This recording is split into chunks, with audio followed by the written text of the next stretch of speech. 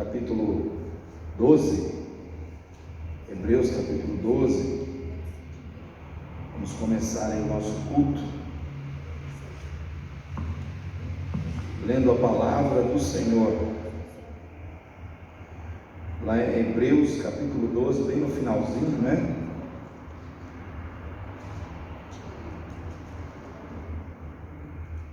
Então aqui na minha versão diz assim: portanto nós, pois, também, que estamos rodeados de uma tão grande nuvem de testemunhas, deixemos todo embaraço e o pecado que tão de perto nos rodeia, e corramos com paciência a carreira que nos está proposta, olhando para Jesus, autor e consumador da fé, o qual, pelo gozo que lhe estava proposto, suportou a cruz, desprezando a afronta, e assentou-se à destra do trono de Deus.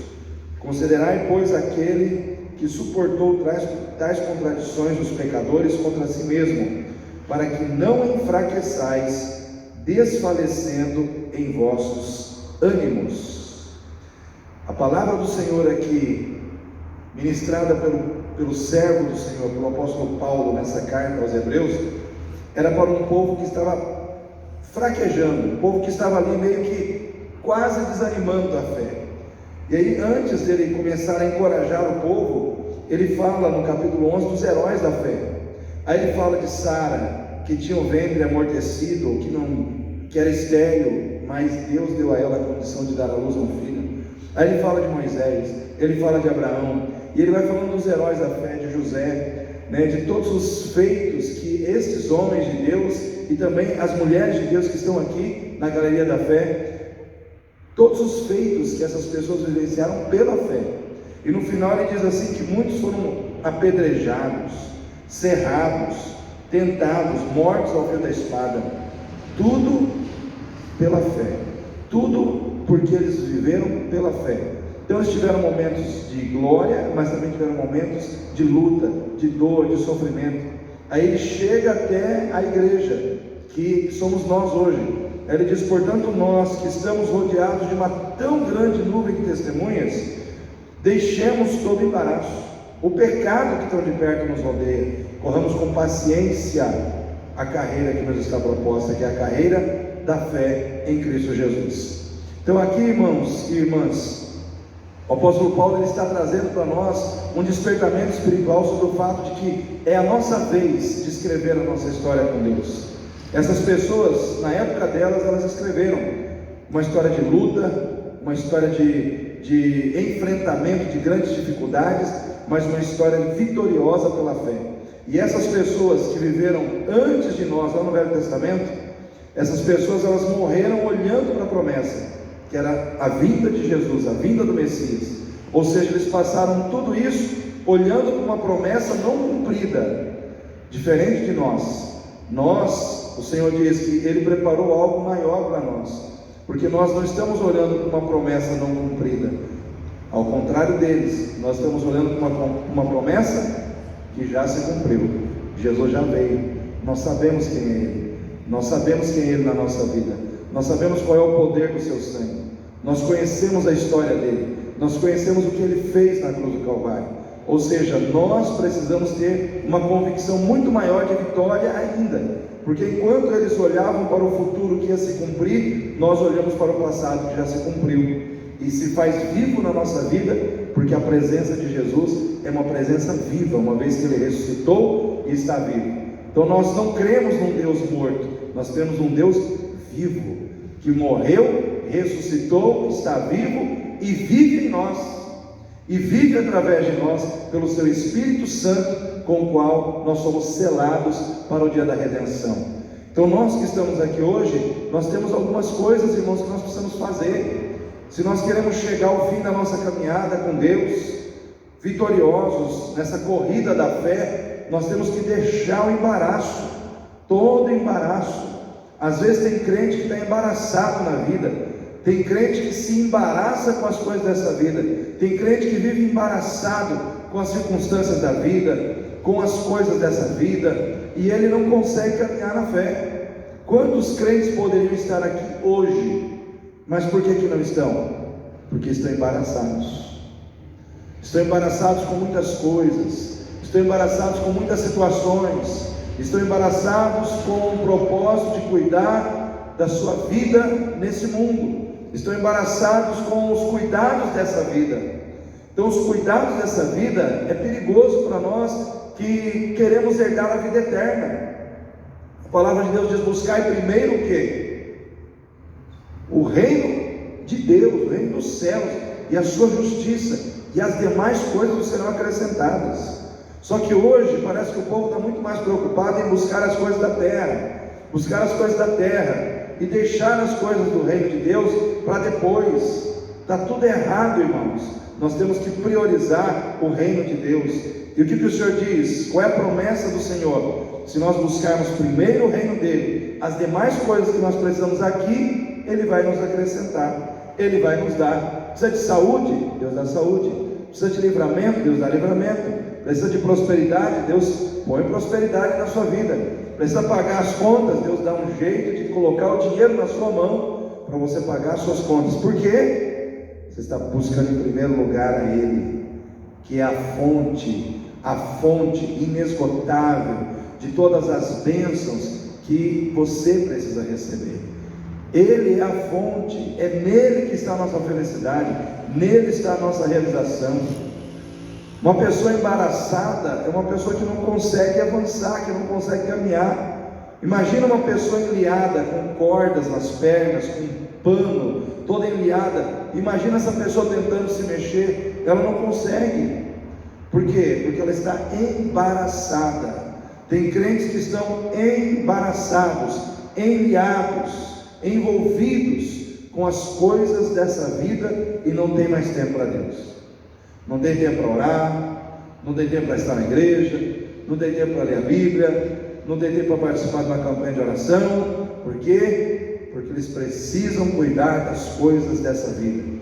Cuidado, irmãos. Essa é a mensagem que tem levado muito crente para o fracasso, para longe da presença de Deus. A Bíblia diz: deixai todo embaraço, deixai todo embaraço. O que muitas vezes quer embaraçar a sua vida, né? O que muitas vezes quer embaraçar você? Essas coisas você tem que deixar de lado. Deixa o embaraço para trás, né? Fala para você mesmo: eu tenho algo maior a buscar, eu tenho que buscar Jesus. Eu não vou perder tempo com embaraço, não vou ficar embaraçado com pessoas, com mágoa, com ressentimento, com coisas do passado. Não vou ficar embaraçado com essas coisas. Eu tenho que buscar a Deus, eu tenho que me encher da presença de Deus. Então temos que deixar o embaraço para trás. Uma outra coisa que nós temos que deixar é o pecado, né? Pecado, que é aquilo que a gente sabe que é errado e nos afasta da presença de Deus. Quando o crente está no pecado, ele foge de Deus. Quando o crente está com culpa no cartório, o último lugar que ele quer estar é na igreja.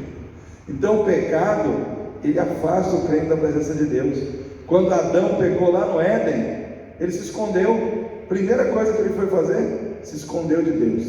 Deus chegou no jardim e falou: Adão, cadê você? Ele falou: me escondi, Senhor. Mas por quê? Porque eu vi que eu estava nu. Aí ele falou: então você comeu o fruto. Aí Adão tem que confessar que ele comeu do fruto, que a Eva deu fruto para ele. Enfim, ele havia desobedecido a Deus e ele estava fugindo de Deus. O pecado é uma estratégia terrível que o diabo usa para fazer o crente fugir da igreja, para fazer o crente fugir da presença de Deus. Então o crente, quando ele está no pecado, ele não busca, ele não ora, ele não vai à igreja, ele sai para o mundo, ele vai para longe da presença de Deus. Por isso nós não podemos, irmãos, brincar com o pecado. O pecado ele tem que ser confessado e abandonado. Ninguém é perfeito, todos nós podemos errar. Eu posso errar, as irmãs, o irmão, todos nós podemos errar. O problema não é errar, o problema é permanecer no erro. Errar é humano, Deus sabe, né? Por isso que Ele preparou Jesus, por isso que a nossa salvação é pela graça, porque todas as vezes que nós errarmos, a graça já foi liberada, a graça já está sobre nós. basta confessar o pecado, basta pedir perdão com sinceridade e o perdão de Deus se renova na nossa vida, a gente caminha. Mas, infelizmente, tem crente que ainda continua dando vazão ao pecado. Nós também precisamos ter paciência e perseverança se nós queremos ser vitoriosos na fé. Paciência e perseverança. Paciência e perseverança. Paciência é aquela capacidade de esperar Deus agir, né? Sabe aquela capacidade que você tem de ficar aguardando o agir de Deus? Deus vai agir. As pessoas falam, mas está demorando. Mas Deus vai fazer. Deus vai agir. Deus vai operar. A capacidade de esperar Deus fazer. Irmãos, quando nós temos fé, nós esperamos com paciência no Senhor. Quando a gente não tem fé, ou a nossa fé está enfraquecida, a gente se deixa dominar pela ansiedade. A gente começa a dar passos fora do tempo. A gente começa a querer colocar o carro na frente dos bois. Isso é falta de fé. É o filho pródigo. Ele antecipou uma coisa que viria a acontecer naturalmente. Naturalmente ele herdaria do seu pai a herança quando o pai dele morresse, falecesse. Só que ele não quis esperar. Ele não teve paciência. O que ele fez? Se deixou tomar pela ansiedade. Eu quero meus bens, eu quero meus bens, eu quero meus bens. O que o pai fez? Deu os bens para ele. O que ele fez? Botou tudo fora. Jogou tudo fora. Porque ele não estava preparado para receber aquela herança naquele momento. Ele não estava preparado. Não era o tempo certo, não era o momento certo. E aí o que acontece? Quando as coisas vêm antes do tempo, elas muitas vezes são perdidas. Elas chegam a estar na nossa mão, mas da mesma forma que elas vieram, elas vão embora. Porque não estamos preparados, não temos maturidade para receber. Sabia que para receber algo de Deus tem que ter maturidade? Você tem que estar preparado para receber o que Deus tem para te entregar. Porque se Deus te entregar algo que você não tem maturidade para receber, e Ele te entregar, você vai perder. Você não vai reter aquilo com você. Então tem que ter paciência. A corrida da fé é uma corrida de paciência. Às vezes nós estamos esperando uma bênção, a gente fala, aí vem uma vozinha dizendo, não vai vir, está demorando demais. Não, eu vou esperar com paciência no Senhor. Como diz o salmista, esperei com paciência no Senhor, Ele se inclinou para mim e me socorreu.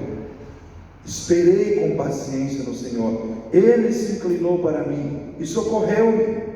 Mas eu tive que esperar, né? Às vezes uma das coisas mais difíceis na vida de um crente é esperar.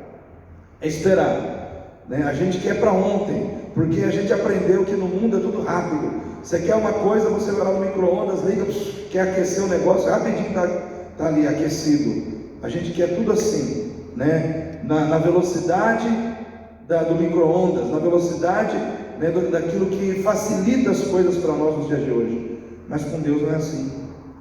Com Deus é no tempo de Deus. É no tempo de Deus. Quem está esperando uma bênção de Deus aí? Então espera com paciência. Tenha calma.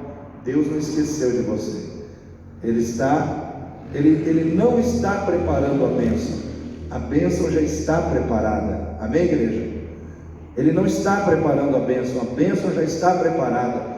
Ele está preparando você. Ele está preparando o seu lar. Ele está preparando o seu coração. Ele está preparando você para receber a bênção que já foi preparada e vai ser entregue para você. Não desanima. Alegra o teu coração no Senhor. Mas se nós queremos verdadeiramente correr a corrida da fé e ter vitória em Deus, nós precisamos, acima de tudo, manter a nossa fé, a nossa atenção, o nosso olhar em Jesus, autor e consumador da fé. Diz a palavra de Deus que tudo começa em Jesus e tudo termina em Jesus. Ele é o alfa e o ômega, o princípio e o fim. Tudo foi criado por Ele, para Ele e através dEle. Tudo é para a glória dEle. E é nele que nós encontramos o exemplo, é nele que nós encontramos a força, é nele que nós encontramos o poder para vencer.